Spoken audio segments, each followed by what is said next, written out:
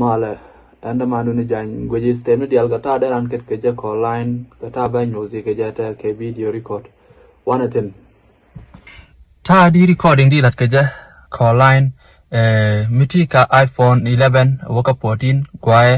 goro ti ka pon mutod misit ka mute pon mana ge ka dana batum ba kul play ja to ma cha jaga ba kul link speaker ma cha link yo ba recording ba kulat ka iPhone sit ka mi e mic ka ko tala mic ka tala gwad medi ka tin gwad mana goro di to gwad mitala jo ma bare tin sit ka mata ji tarbiyala ne e chan gwa ga di dia ja cha da link ko cha ne ka dial ta ka le cha ga ka no goro di to duel me tala jom bure tin goro ja no di tin ta de ran pon kuin ping ja di kuin ping na na ka ta mana na mi si kuin ping di recording di to di nan ga ja ka do mana na ko chi jomen barar to cha der ti ka ja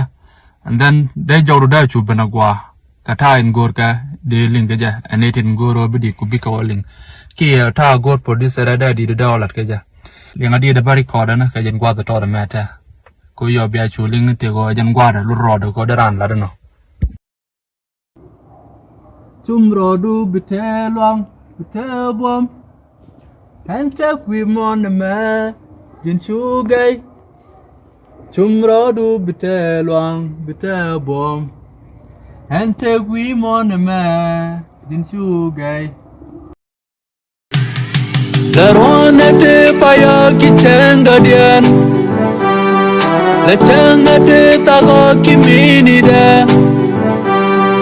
Kudas loy loy baba chiji nyok bomdu Kudas loy loy mama chiji nyok bomdu Chumro du bitelbom Hente kwi mon ma din chugay Chumro du bitelbom Hente kwi mon ma din chugay Nama agenta ada recording dah lat kerja, mesti gue kesi gor entah cara dia gua ada mana na. So queen enten content tu win itu ke studio ne, kanan kan kagor kano de yang kian de kelat bah. Dah recording dah lat ke studio, an gua ada tu na.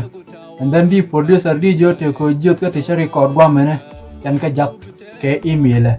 And then beje kami email biar ke chujak. So celok tet ko sia nama sia gue Quay share, benda itu konten anan bukan kalau gue jenuh 200 ribu. Ini biar dia mal.